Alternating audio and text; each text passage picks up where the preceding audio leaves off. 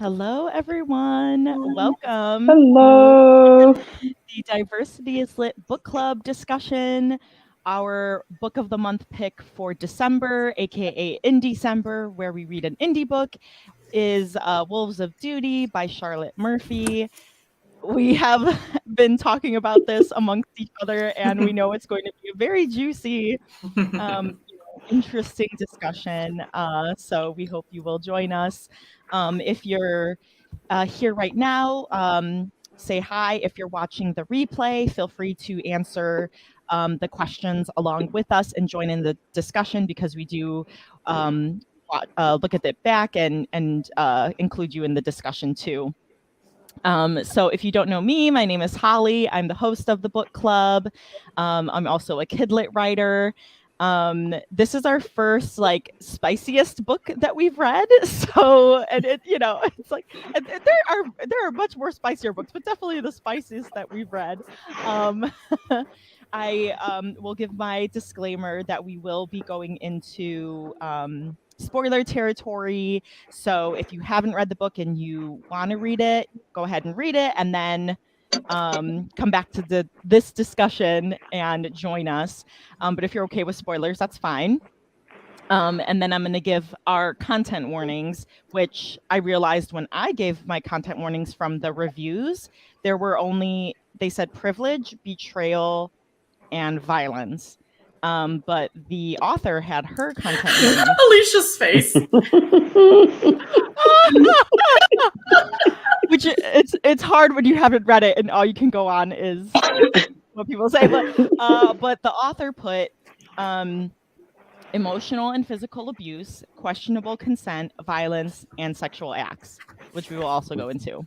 So before we go into all of our thoughts, feels, and opinions on this book, I'm going to have my lovely co-hosts introduce themselves. So we'll go around.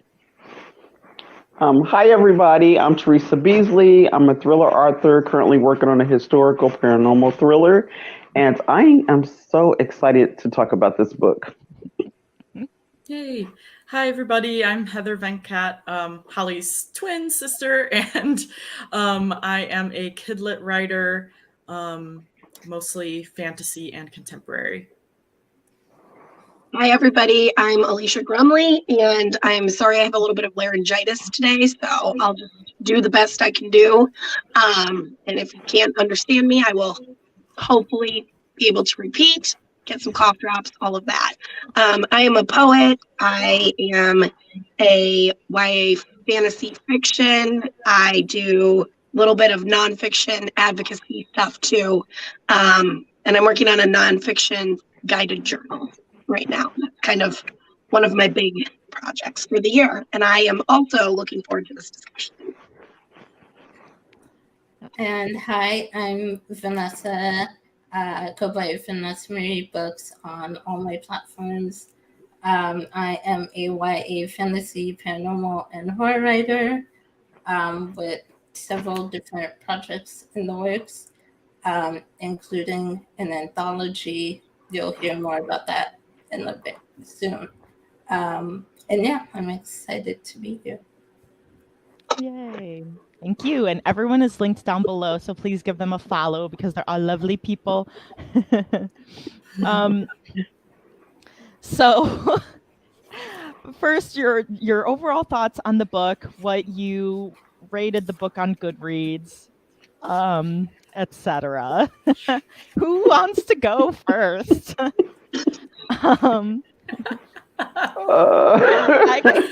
I'll kick things off, okay? Because I can go first if you want me to. I'll go first. I think because Vanessa and I started reading this first before everyone else, because at the end of the last book club discussion, we stayed on after it was over and talked about it a little bit. Because I was like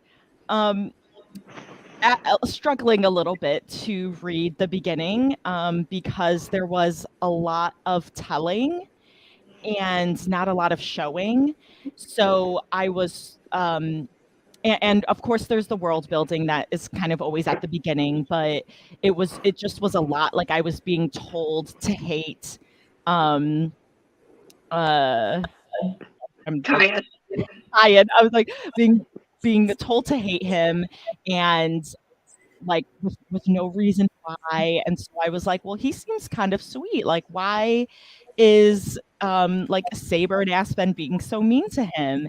And so like that's where I was struggling, because at the beginning I just really disliked Aspen, and just couldn't, you know, like it was really hard for me to get into it because I'm a very character driven reader and writer.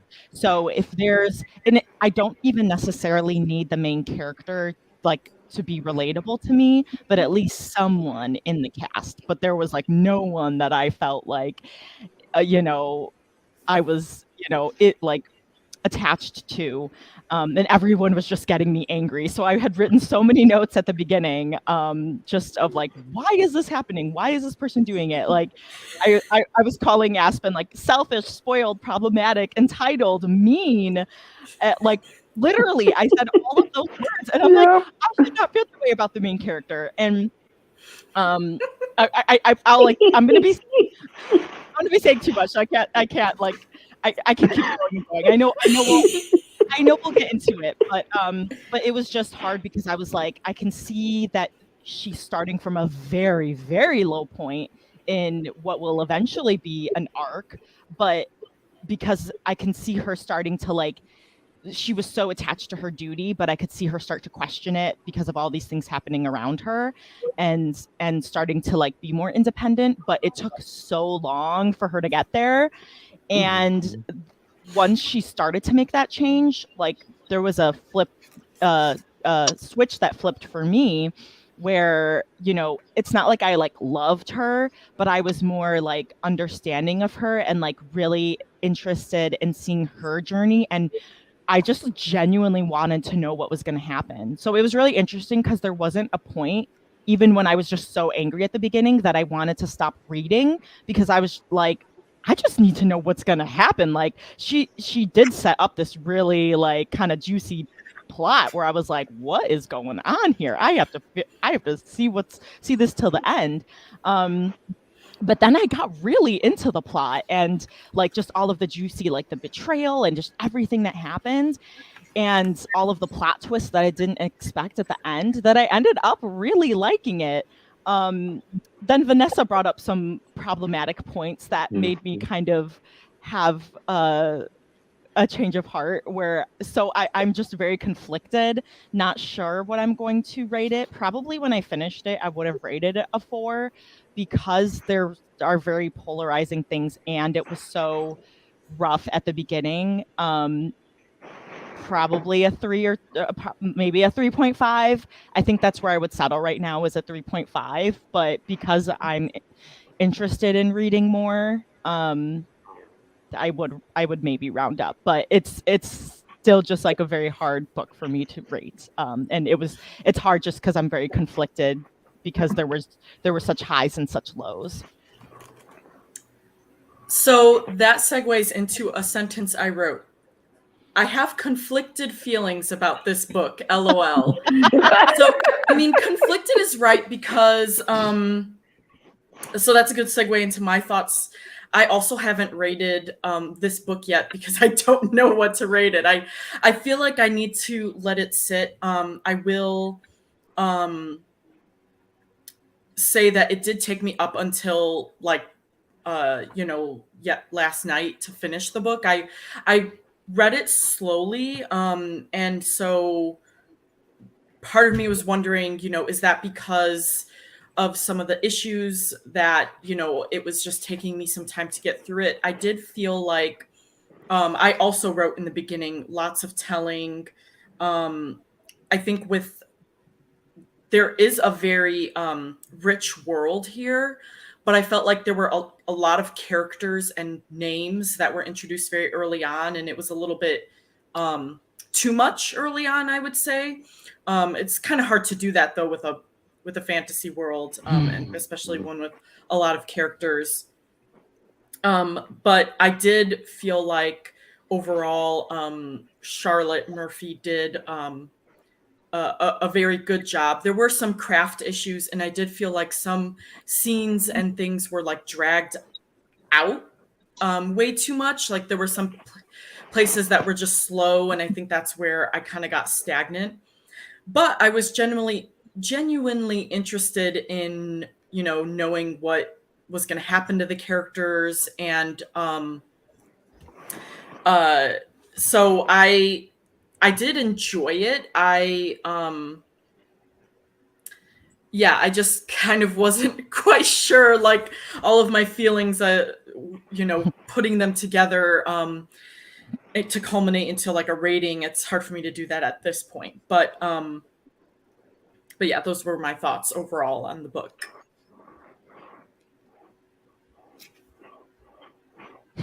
I think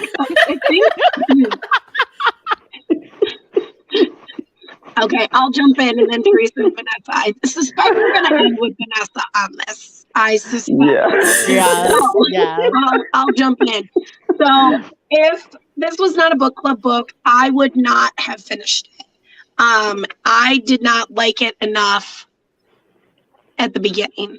But, and I made this point in our group chat, Aspen is all of the things that Holly and Heather said she is at the beginning. She's mean, she's spiteful, she's selfish, she's immature, she's all of those things, right?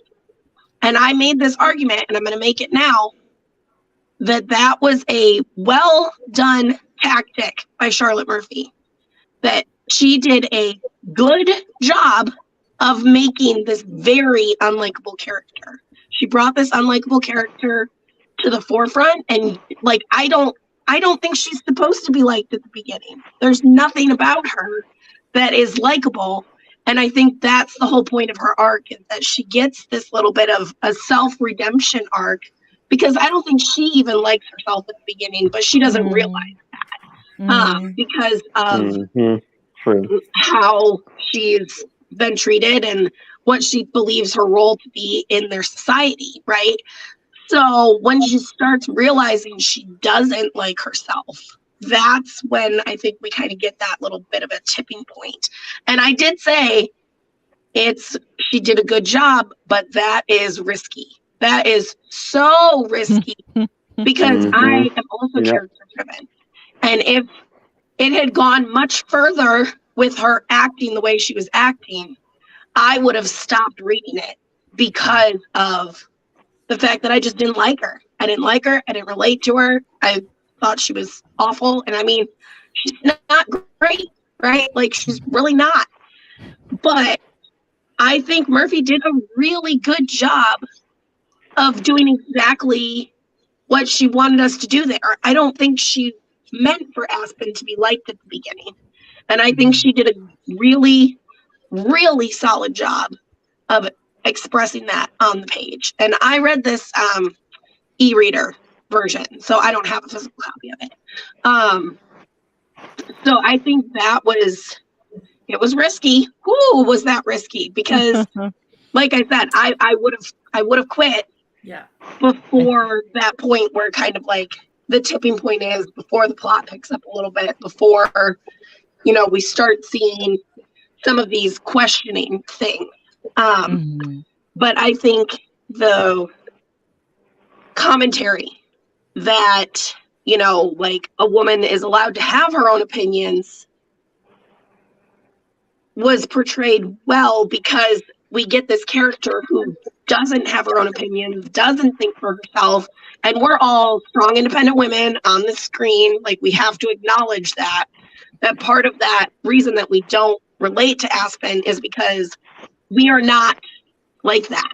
None of us on the screen, for those of you that don't know us in real life, are not like that, and we almost, there's something about that where there's almost a little bit of a like stigma within the like independent woman community, I would say, that like if you're not an independent woman, there can be a lot of judgment cast on women who are not independent, right? Because we have all like fought for that for so long. We have all done that. And it's not something we necessarily mean to do, but I do think there's a little bit of a narrow viewpoint of saying independent women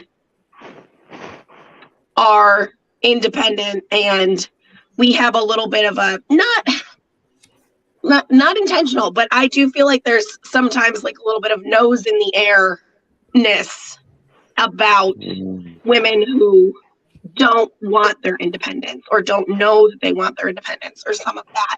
So I think that commentary that she did by making Aspen the way she was in that beginning was very, very well done.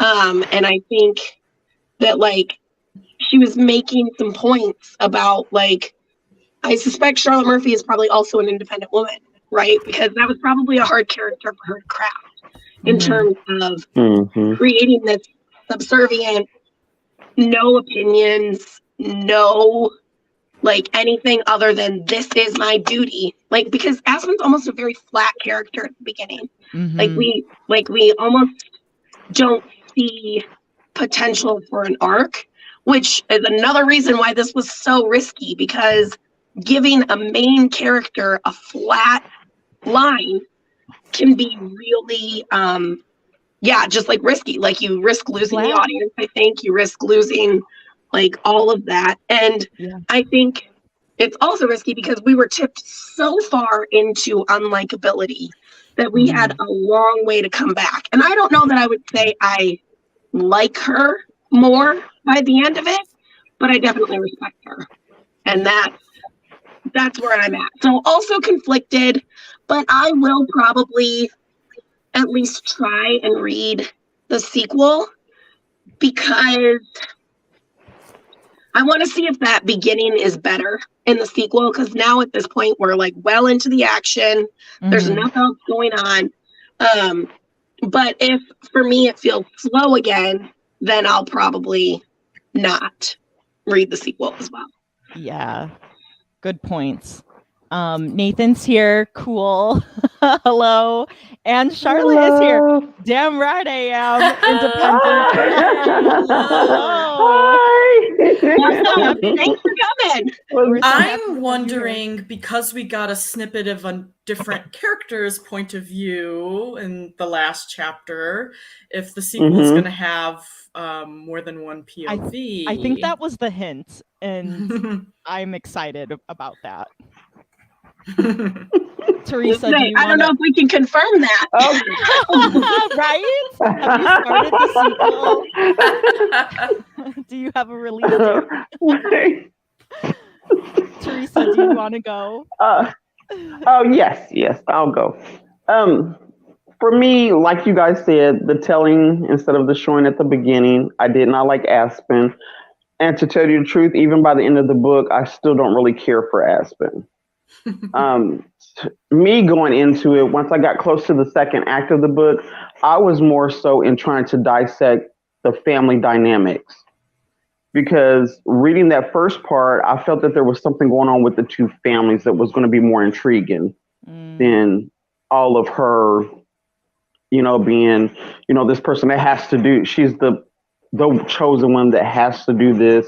And then with all the characters at the beginning, I was trying to keep up with each one of them because there was a lot of them that was introduced in the beginning, like Heather was saying. So I was trying to keep up with them, but my main focus was trying to figure out the family dynamics on each family, because I knew there was some secret there, or there was something going on, and that was going to be the part that I liked toward the end.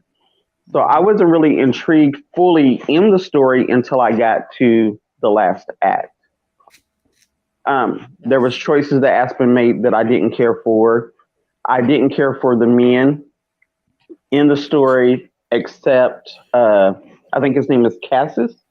Caius. Yeah. Caius. Yeah. He was the only male in the story that I liked and actually was rooting for. The rest of them, I didn't really care about. So, yeah. Well, they were all evil. I don't think any of the characters were nice. Like her sister was a jerk. Her sister was horrible. Was a jerk. Oh my god! I mean, no wonder Saber. Saber was a jerk. Everyone around her. The parents too. All the parents were just horrible in this book. Mom and Dad. I mean, poor thing. It does. Yes. It does. Okay. Yeah. The parents were horrible. All the rest of the characters were horrible. But he was the only one that I could kind of relate to and say, okay, he's going to kind of share some things with her so that she'll start maybe changing a little bit in the story. So, but some of those parents, they really brought my eight out in this story. And Saber, oh my god, they really If you brought the guys eight out don't in me. know, the Enneagram Yes, 8 the is eight. the Yeah, Fiery the fiery. We always want justice, Slytherin. but yeah, yes. yeah. So I'm like you guys. I'm conflicted about the story. I mean, it's not that I didn't like it. I really started liking, once I got toward the middle of the book, but I'm conflicted on what I wanted to rate it to. So I'm in agreement with that. All right, Vanessa. Vanessa. Yeah.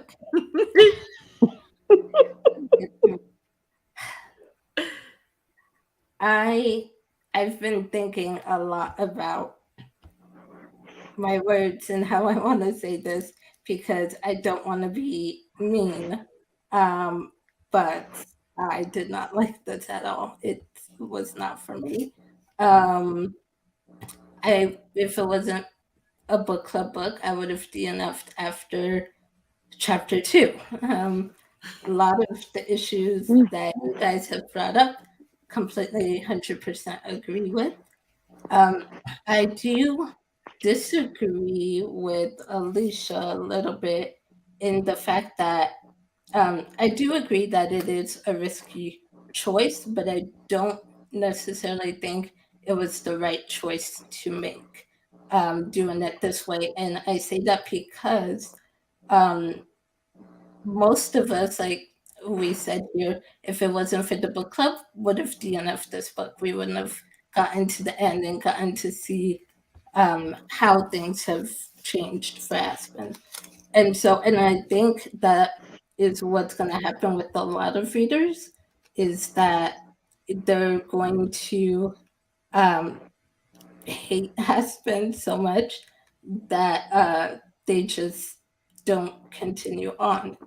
And so I think what could have helped to fix that was either, I know she's supposed to be an unlikable character, but at least give her one trait that we can be like, okay, maybe you're not all terrible. I know, I think most of us here have read Save the Cat Writes a Novel, right? And so we need a Save the Cat moment in here at the beginning. We need a moment where we see Aspen being not as terrible as she is. Either that, or we need to see some of the other characters' point of views in here. And that was one thing I was really wanting and missing.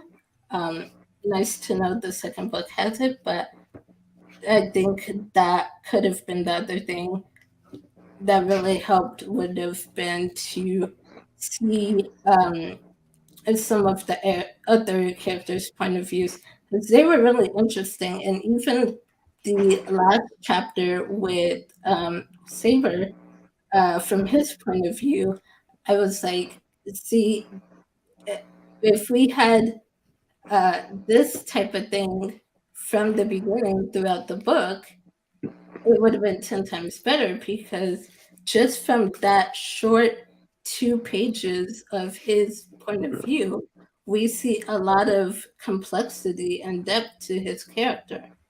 And I think we could have gotten a lot more of that with all of the characters if we had, just maybe 1 or 2 other points of views. I would also say one of my biggest issues with Aspen and her character is she definitely fits the narcissistic personality disorder.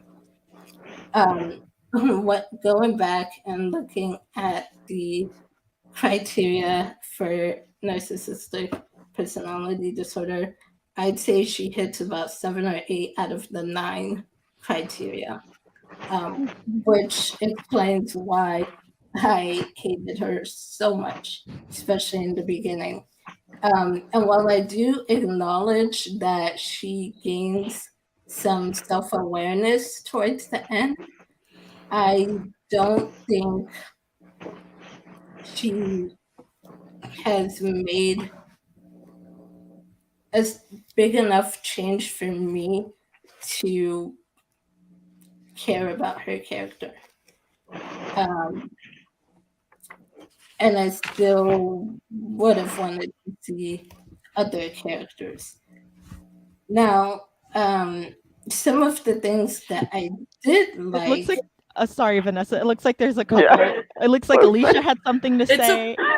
And we're just Heather... in line when she's done. Oh, okay. It's okay. I'm writing down. Okay. I just didn't know if it was like right now or when Vanessa's I know. You can wait, Alicia. I think. Oh wait, now she's frozen. Okay. Yeah. I was gonna say, I think some of the things that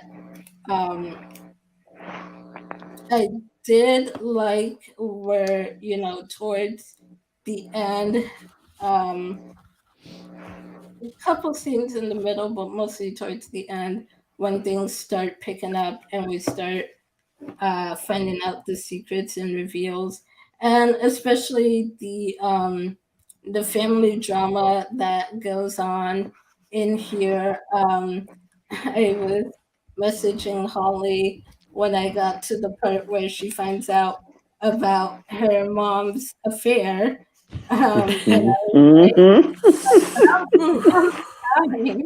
something interesting happens. And we get to see, we get that bit of family drama, and I'm like, now this is what I'm here for, because honestly, I could care less about the romantic plot, the romantic subplots, and all of that. But like everything Vanessa, else, I'm like, here is your reminder. Totally here for. Check my planner. And you guys can do it.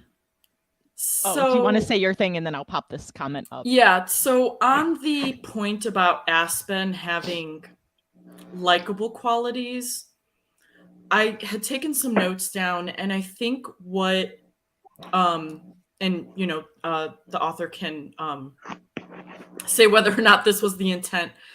I got the impression that the likable qualities were more so written into the plot in how the other characters treated her, in making us kind of feel some sympathy or empathy for her.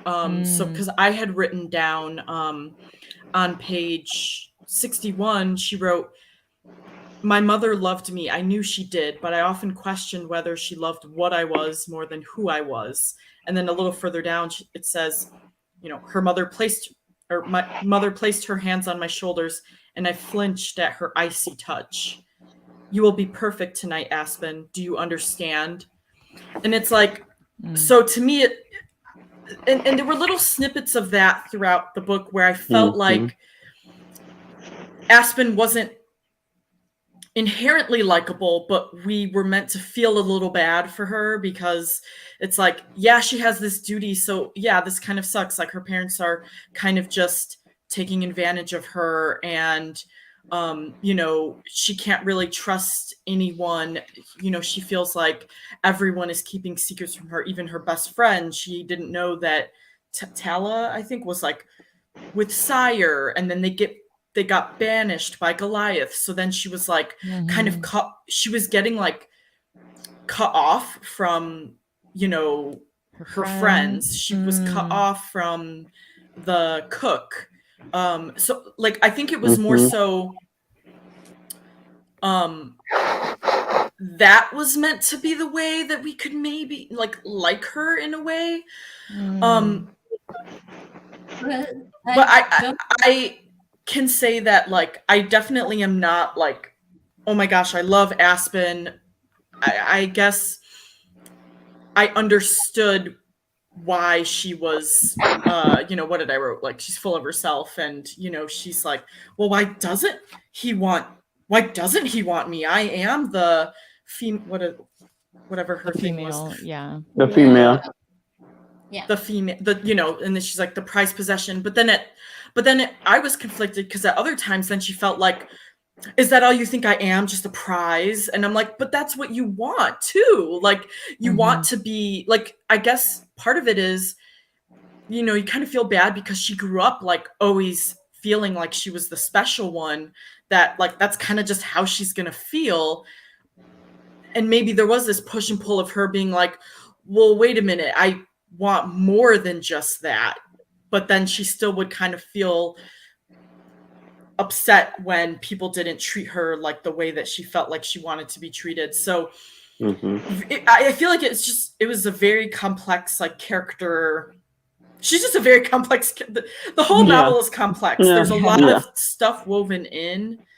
I mean, so I guess I just kind of understood that was the way she was. I will say though, I think to your point of like seeing her from the other's point of view, or not, but like getting those snippets where she, like that part you read about her mom, I think that again goes back to we're being told this, and if we had another POV where we were shown, okay, from this person's perspective, this is why they like Aspen. Because all throughout the book, I was reading it and I was like, I have no idea why anyone likes you. I have no idea why. I have no idea why you have friends.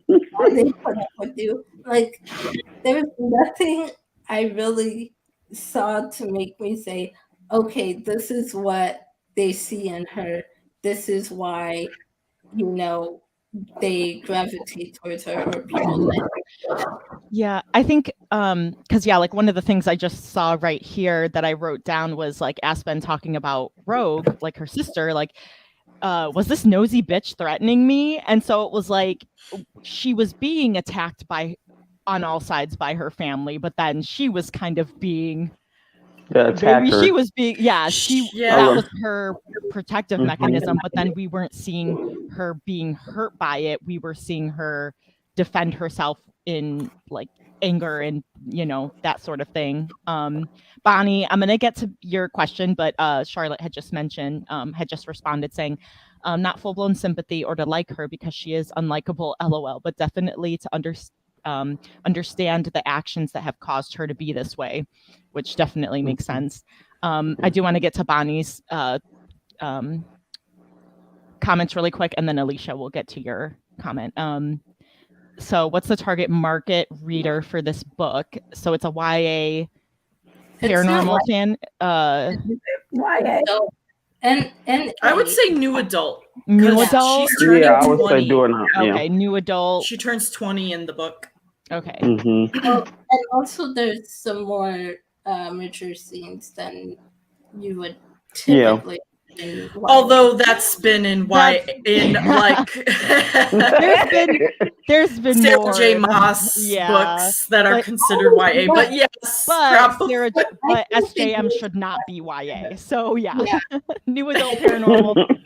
And Bonnie being Bonnie, which thank you for your comments. She asks, or they ask, would you say this character was worthy enough to tell their story, worthy of recommendation to read? I definitely think that in terms of like those save the cat things, like Aspen, this was Aspen's story to tell because of the arc that she needed to go through, and especially with everything going on with the ending. Which, by the way, Bonnie, we are talking spoilers, so just a heads up, but we'll be careful with some of the things we say. But we do talk spoilers in this discussion, so if you're interested in reading it, just a heads up.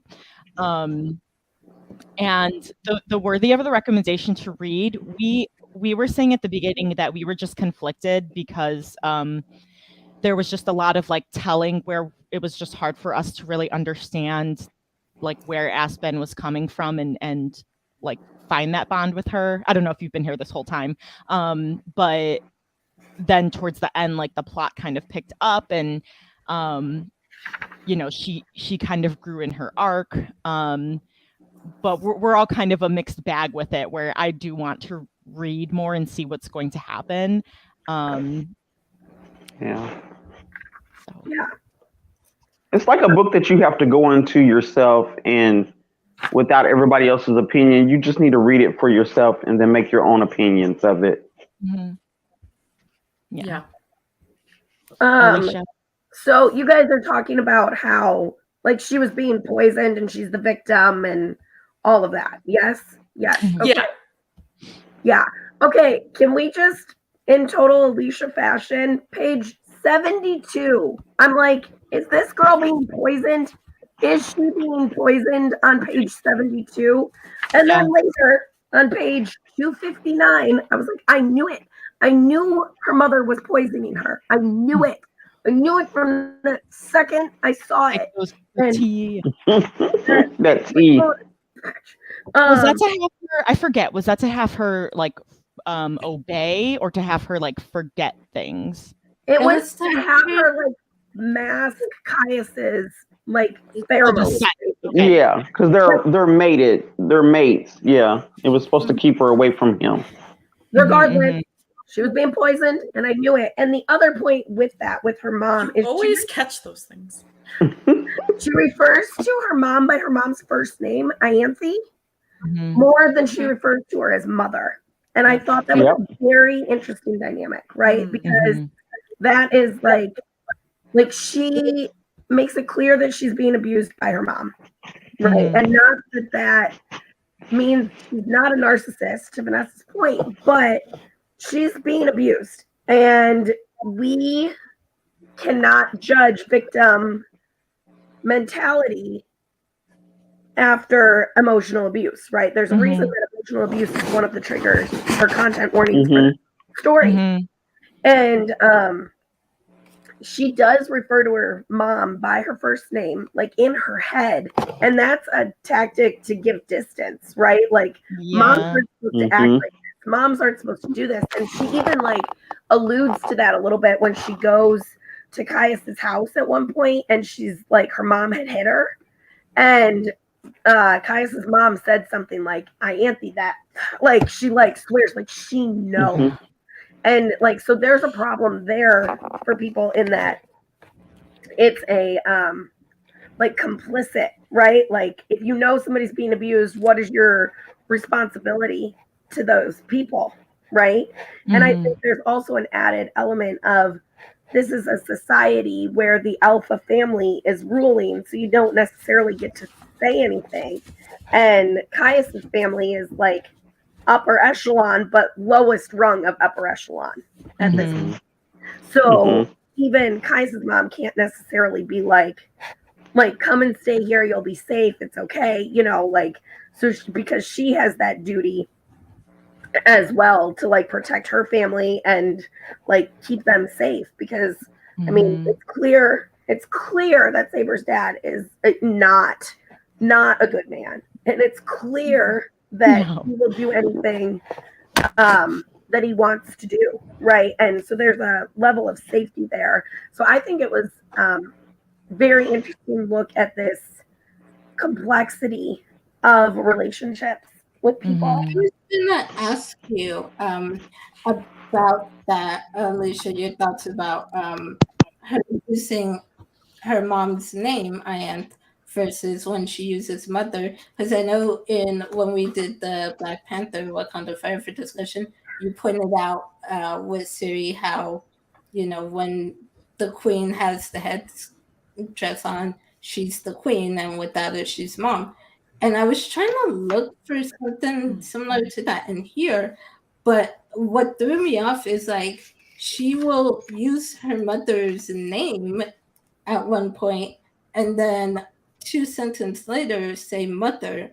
So it's not like we see too much of that differentiation where, okay, when she's being abusive, she's aunt, and when she's not, she's mom. Because in the same paragraph, you'll have both instances mentioned. And so that's what kind of threw me off. So I was wanting to hear your view on that. Yeah, that is interesting. I noticed that too, but for me, it almost came across as like when she was talking to her mom, she didn't call her aunt, right? You always said mother and safety mechanism.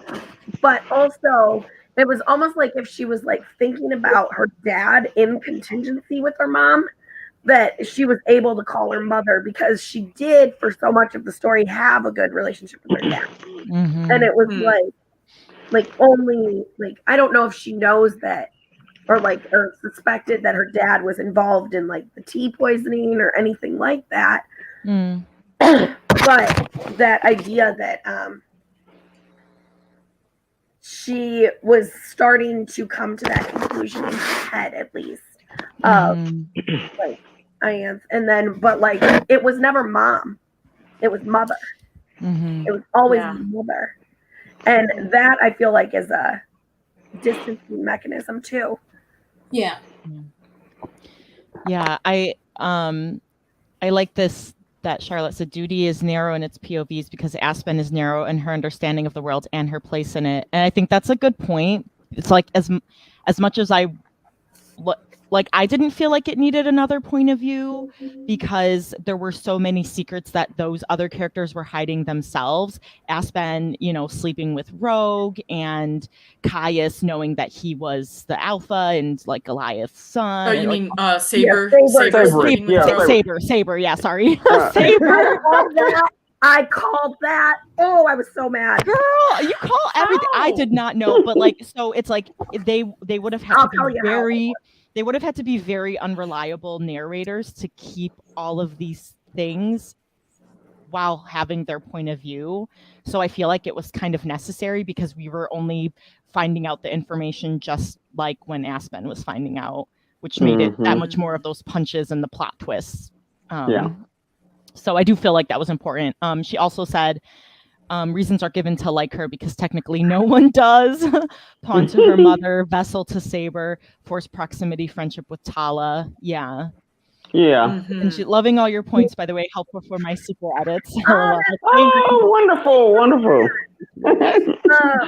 But I called it because of a couple things. So we knew that Rogue was on the birth control herb, whatever that was. Like yeah. On the birth control herb.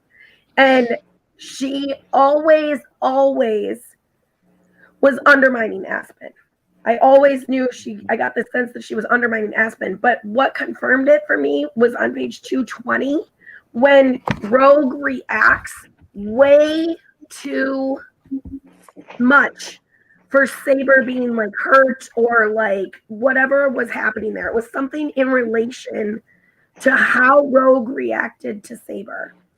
And like I said, this was an e-read. So I hope the pages were right. But like she like exclaims something. I can't remember what happened to Saber. I can't remember if he got hurt or if he it was right after. Is that when they were in that maze? She was asking if she had sex with Caius. On 220? Yeah. This is when her mom is asking her. Okay, so it must have been 220 on the ebook then. But there was a point where Rogue reacted way too much for something that either happened to Saber or that Aspen said about Saber. And it was like, nope, she's in love with him. She is him. And I knew from that point. I was like, it's him. It has to be him. Because I also knew that I understood Rogue's motivations very early, that she would do anything to hurt Aspen. She's jealous. She's rude. I'm sure, I have a suspicion, and Charlotte may or may not want to confirm this based on things I suspect, that Rogue is going to be Saber's counterpoint to Aspen and Caius in the second novel. That she's Oh, that would be good. Yeah. Oh. Like the female alpha consort as they're battling for this alphahood, right? I could see that. So when they confirmed it on, oh man, what page was?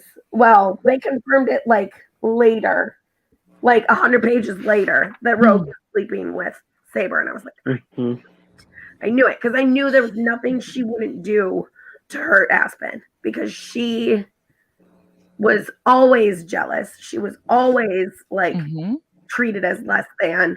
And that's interesting too, right? Because that's a parental problem, right? Like that's, like the parents should have been treating their kids fairly, even if Aspen was the chosen female of the triquetra, right? So yeah, I was like, as soon as she was sleeping with somebody, I was like, I bet it's Saber. And because Saber was Saber's not likable either, right? Saber, he's an asshole. No. Yeah, he's an asshole. Rat boy, yeah. And I didn't think he was as interested in Aspen as Aspen was in him. Because he didn't have the duty aspect of it, right? Like to Charlotte's point, the duty is narrow because like there is only one road for your duty to be followed, right? Like it's a narrow path, like black and white. Saber doesn't care because he's like gonna be the alpha and it doesn't matter. He's expecting to get all the power and prestige and whatever. Be just like his father. Exactly, because that's his be just like his father. That's his model, right? So he doesn't have any reason to be loyal. He doesn't have any reason to be loyal. There's no part of him that says like, yes, this serves me well to be loyal, because it doesn't. Drop your phone, Alicia. Are you okay? She was calling me from the car before Marco Polo, and like literally the phone fell on the floor and she's driving talking. I hope you can still hear me. I can't pull over right now. I'm just gonna keep talking in case this is still on. Sorry, that reminded me. I did do that. At one point I was like, oh, I'm waving. I hope you can see me. It was facing the floorboard. It was not facing me. Oh well. So did you guys think that Saber had like a love-hate relationship with his father? Because it was like he was complaining about how his dad was treating him, but he still basically wanted to be his dad. Yeah, he's a victim too. You know, I mean, the validation is what he was looking for, and even kids that are abused still want the love and validation of their parents. And I think that he was wanting and needing, even though he participated in his death. So right, it was him and his mom, right? Yeah, it was both of them. Yeah, like he never felt like he could please them, right? Like even when he got back from the like journey, the first trial, he's like, I got back faster than anyone, but they still were like, you could have gotten back even sooner, and it's like. I will say that Charlotte, I think you did a really good job of making Saber's mom, her name's Celeste, like very Lady Macbeth like. I saw that that parallel very quickly as we started seeing more of her on page. So if that was unintentional, it was a great job. But if it was intentional, I definitely picked it up, and I still thought you did a great job on that. And I love Shakespeare, so like I'm kind of always looking for the Shakespearean thing that come about. But and I liked Cassius. I liked his defiance. I mean, because he was like, I'm not going to compete. I'm not, well, he tells her she's not worth it for him to even compete to become the alpha. But he did have an underlying reason why he was doing that, which we find out later on. And then that's when she kind of got kind of mad, like, well, why don't he want me? But I was confused.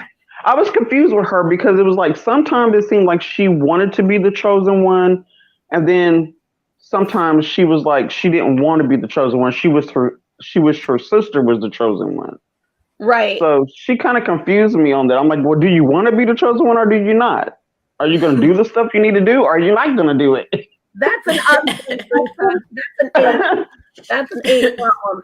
I think Yeah, I'm like. I think that's also because though her worldview was changing at that time. So in the beginning, you can see she wants it because she thinks she's gonna be married to Saber, which that was another question. I was like, how did you guys pronounce Saber? Because I was saying Sabri this whole time. Oh. Anyway,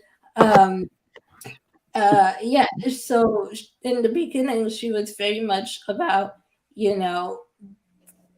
this perfect life that she envisioned with Saber and what it would be like once they were mated and can finally be together and didn't have to hide and stick around.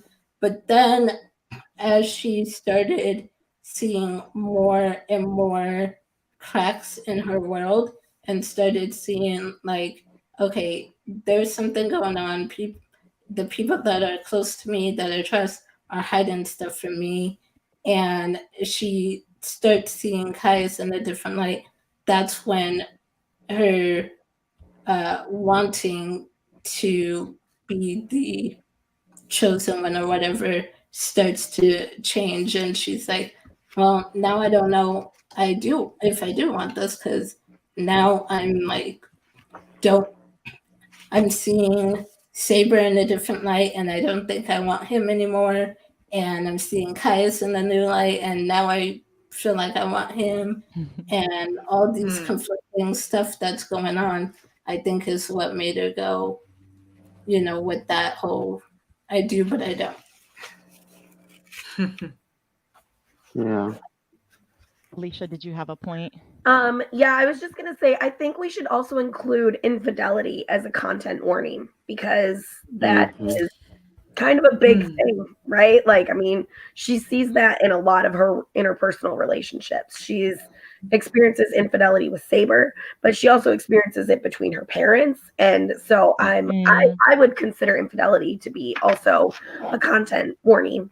Because, oh, go ahead. Oh, no, I was just going to say I did appreciate that Charlotte included the content warnings, because a lot of authors don't do that. And I know it's like more common in indie books. It's starting to become in trad books, but like I just always like that, because like I said, it was, there was not everything in there that I found in the reviews. So it was good that she included that.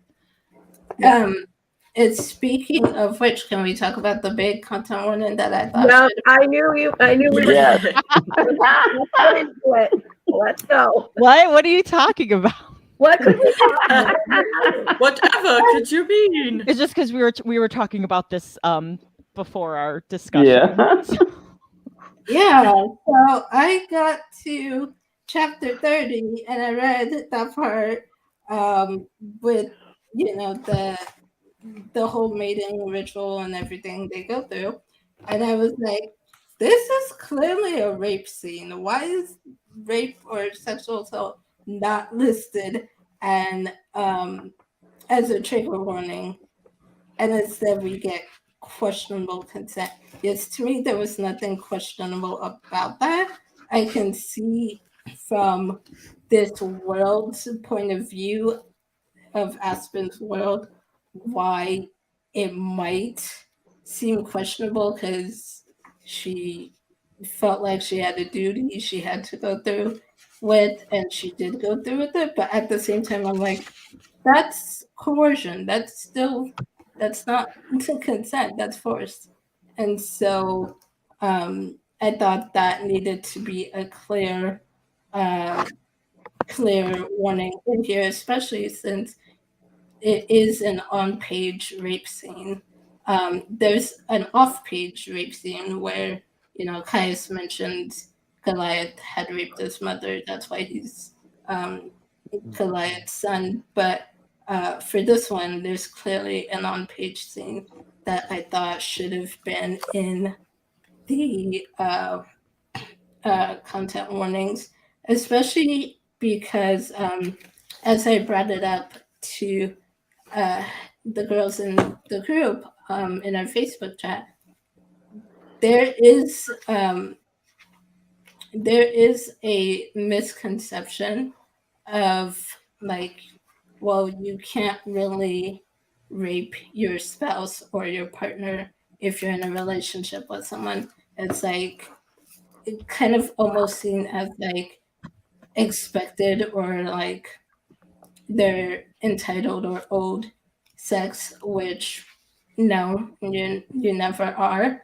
Even if you're in a marriage relationship, you're not entitled to have sex with your spouse whenever you want. And so I think that needed to be more of a clear message that this is definitely not okay at all. And I was looking and hoping to see, something said about that later on, because even in the beginning of the book, when Saber is displaying his toxic, abusive behaviors, he gets called out by Sire in the beginning, and there's a part where his sister as well calls out his behavior, and just like seeing that, like, those were pretty clear instances where we see there's abuse happening, but it clearly gets called out. And even with like the emotional and physical abuse from her parents, from Aspen's thoughts, we can see how wrong it is. But this scene just kind of seemed like sorry, ladies.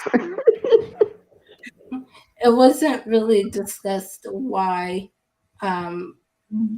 it's an issue, and I think that we could have maybe seen that here.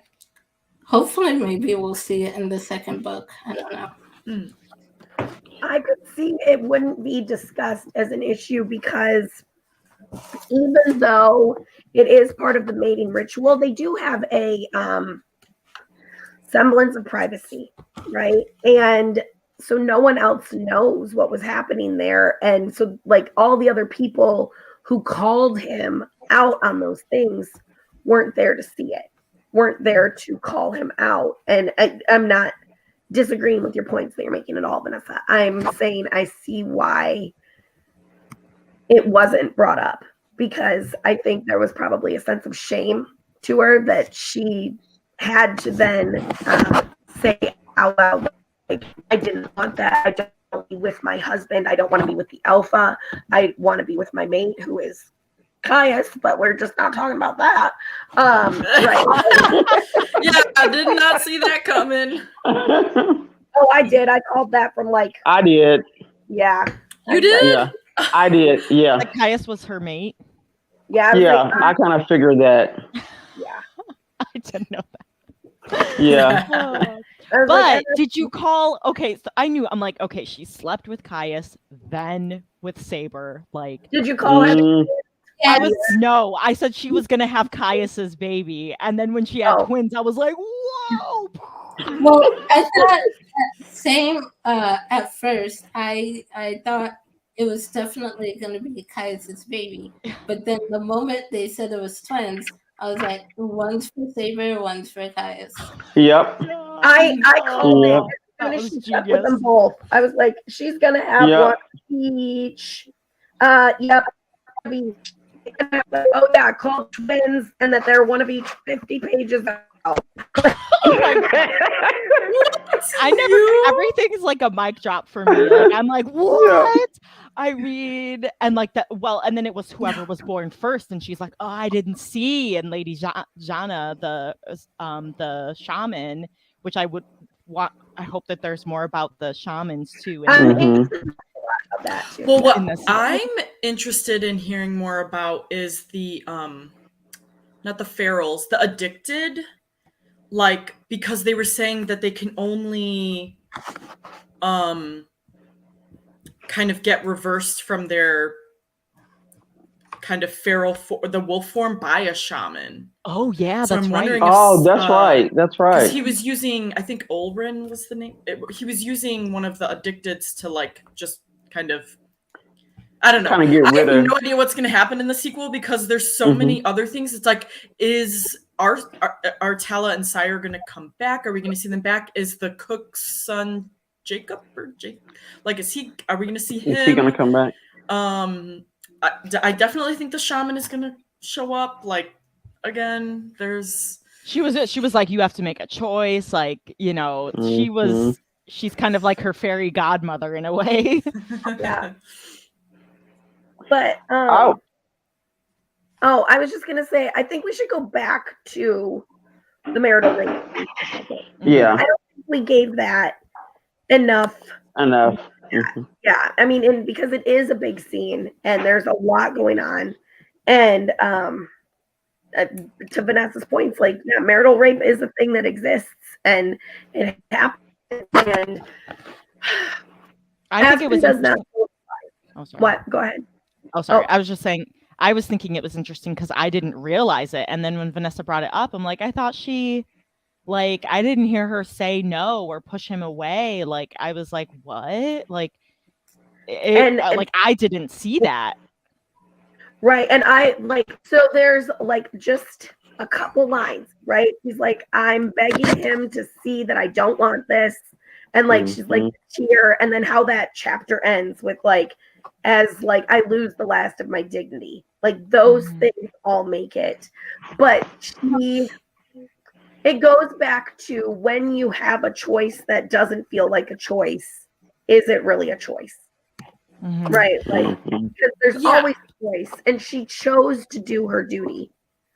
But back to Vanessa's point, that is still coercion. That is still being forced into something, right? So it's, like, she chose to do her duty. She just wanted him to choose not to. To do it. And but were they even married? Yeah. Oh yeah, they were. Yeah. I thought she had to conceive first. Yeah. She had to conceive a child with him first. Yeah. Right? But in their society, that equals marriage.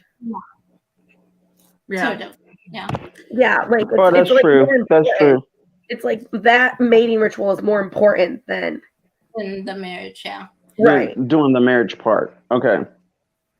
Well, I've never known for anybody to have in their vows that their husband can rape them or their wife can rape them.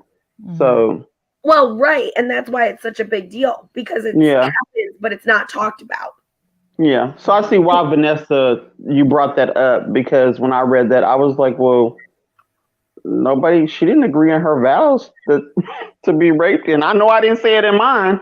So I was like, this is a problem. Especially like to your point, Holly, earlier when you were saying you kind of missed it at first because she didn't say no or push him away or anything. But I'm also thinking, if such an intimate act as sex, you would think you would be like you would what's the word I'm looking for? Enthusiastic. Yes. No, you would notice Oh, your partner's reactions, and the fact that she's crying, that should tell you, that should be a huge red flag to Red say. flag. Yeah. I was about to say the same exact thing, because I'm like, we Mm. see many scenes of them being intimate together, just, hooking up. And so Saber definitely would have noticed that she was acting different. It was very clear on the page that she was like stiff and just kind of laying there, letting him do stuff to her. That's what it looked like to me. Yeah. I think he would have noticed if he cared. That's what I was gonna say. That's what I was gonna say, Alicia. He didn't care. He didn't care the whole time. Nope. She was always the one stopping him. She was always the one being like, wait, we can't do this. He was always pushing, always pushing. True. And that goes back to his character. Like, and it goes back to consent at the end of the day, right? And like, I am a full-time nanny, and we might have talked about this at some point before. I go through conversations with those boys all the time because I believe in consent early and often. And it is not teaching sexual consent. They are 8.5 and 5 years old. But I think we do things like, if we're in a tickle war and one of them says stop, I immediately go, okay. And I take my hands up. And then we go through and we say things like, I say, who's in charge of this body and what happens to it? And they say, you are. And I say, who's in charge of that body? And point to one of them. And what happens to it? I am. And like and then we kind of go through like different conversations of like, well, if I'm telling you something that is keeping you safe, you have to listen to that because I'm the grown up right now. Right. Like, like you can be in charge of your body of saying like, do you want to give me a hug or a kiss or a high five at the end of the day? If you say no, all right, cool. I'll see you tomorrow. I love you. Right. But we also have this part of the conversation, and this is important, I think, in terms of redefining consent socially, right? And I do it very, very intentionally. It's intentional on my part. I say, if someone is not having fun, what do you have to do? Stop. Do you stop whenever you feel like it, or immediately? Immediately. And then I say, and what does it mean? Well, I used to say, what does immediately mean? Immediately is a big word for kids, right? Right. Or right now. It's right now. Right now. And like we go through that. And I mean, it's not an everyday thing, but it is like a once a week. And someday they're gonna hear my voice in their head. We're not having, somebody's not having fun. We have to stop. And then I'll say things like, even if you are having fun, if you think this is fun, but the other person does not, you still have to stop. You still have to stop. Because it's important. Oh, sorry. Charlotte was bringing up a lot of. Sorry, yeah, I was reading it as I was talking. Just laughing at you. Christine, agree with everything. And I did. They're not married. It's going to be addressed in the sequel. Okay. Okay. And she's clapping at you, Alicia. I want to say one thing because I was looking at her comments on the side, and I did want to say one thing. I would caution any authors, I would caution you about avoiding putting certain trigger warnings in the book because you want the audience to come away with what they think, because for someone who has been raped or has experienced marital rape or sexual assault of any kind, to not have that warning and then read that chapter and just be in that scene can be very triggering. And so just want to caution authors on, I know we want readers to take away what they'll take away from our books, but there's also, like, I would want to give readers a heads up so they know, if this is something that's a trigger for me, maybe this is something I shouldn't read because, I'm not ready to be back in that space. And to that point, we do, we know we each have our own personal content warnings in the group.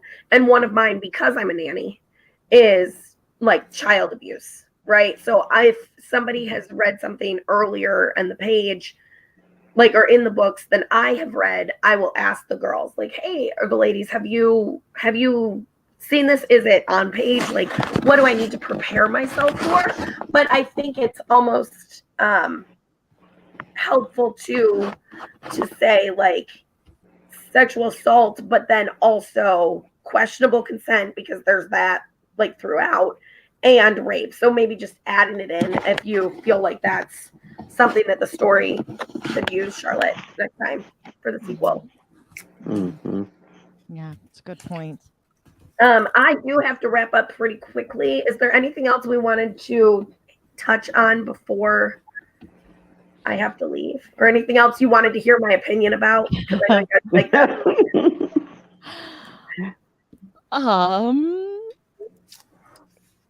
Gosh, we covered a lot. There's a lot. There's a lot.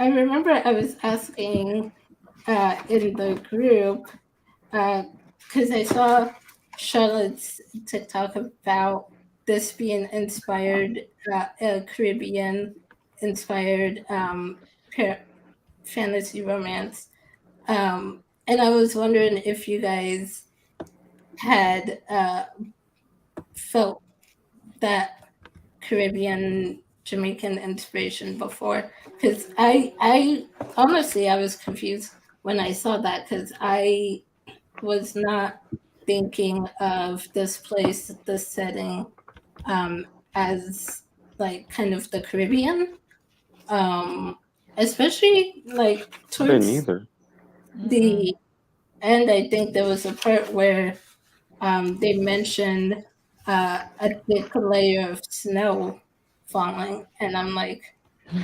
no.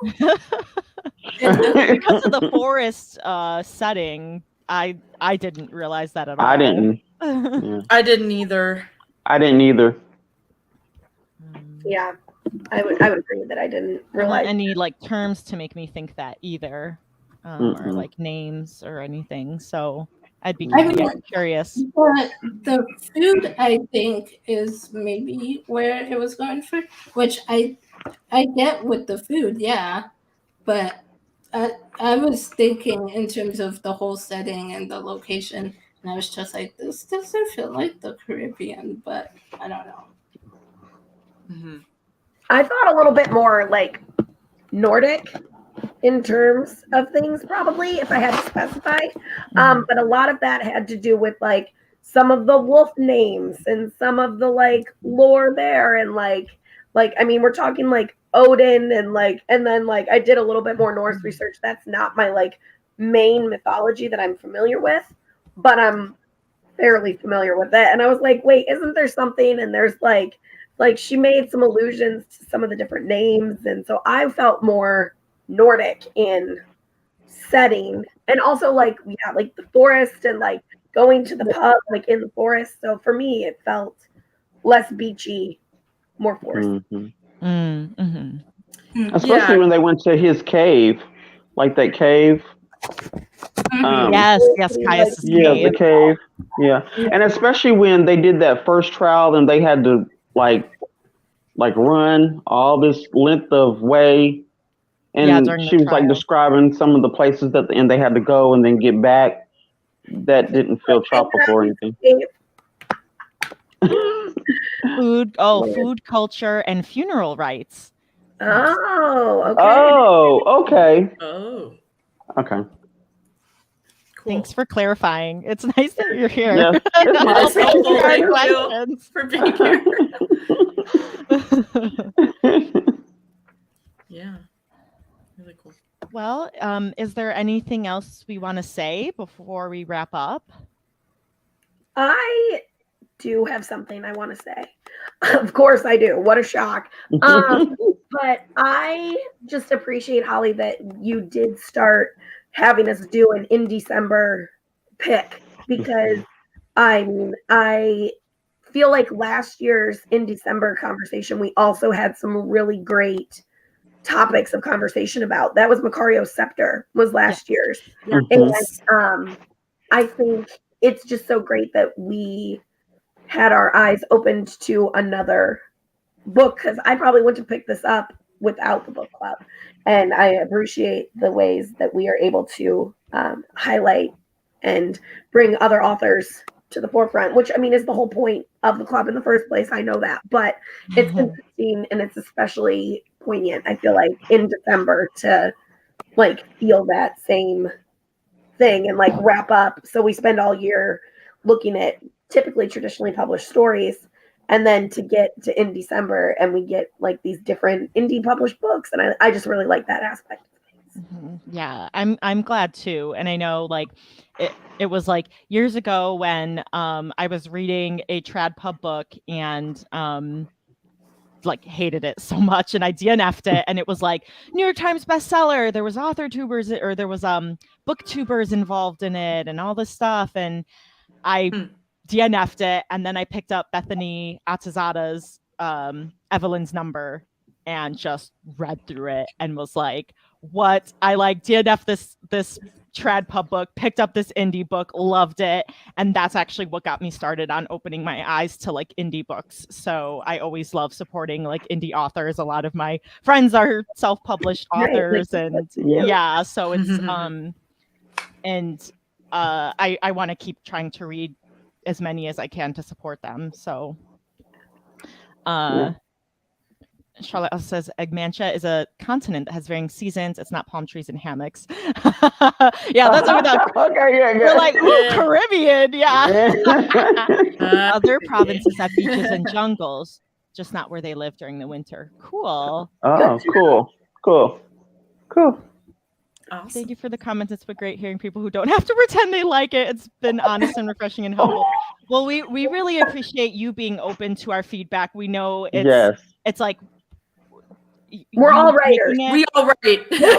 We're all writers. We all, I mean, Teresa's published. The rest of us all hope to be published. And well, Vanessa has some nonfiction works.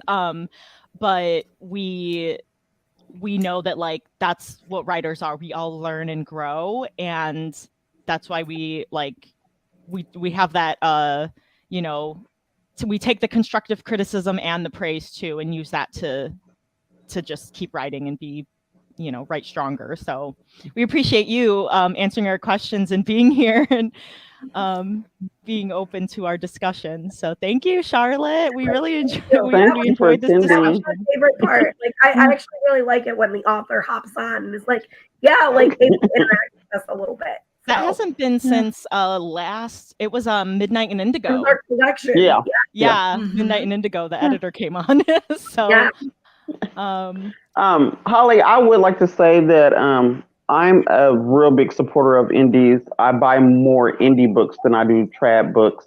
And that's why I have my podcast, because it mainly focuses on indie authors and the books that they write. So I'm a big person for that. And I will say, I'll be honest, I probably would have picked this up even if it wasn't picked for the book club because of that. And if I were to see it like on Instagram, see somebody post it, I always go research those books, especially if I know it's an indie person. So more than likely at some point, I probably would have picked this book up. And plus it's about wolves. So yeah, you're working in Paramount, so that so so yeah, I probably would have picked it up eventually. I just wanted to mention one thing real quick before we go. For anyone who's interested, next Friday, January 13th, I am doing a Writing Diversely interview with Sonora Reyes, who wrote the Lesbiana's Catholic Guide to Catholic School, which was one of my favorite books in 2021. So. It was our June pick of 2022. Yes. Usually have a prize. Yeah. theme. 2022. Yeah. I'm sharing it in here, and I'll put it in the description box as well. I'll be there. Yes, I'm super excited for that. And then Yes. join us for our January book pick. So right now, it's going on right now. We are reading The Sunbearer Trials by Aidan Thomas. So First good book so by far. a trans author.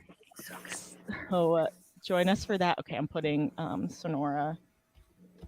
All right. Thank you so much for joining us. We will see you next month for the next discussion. Join us on Goodreads and check out the forums that we have.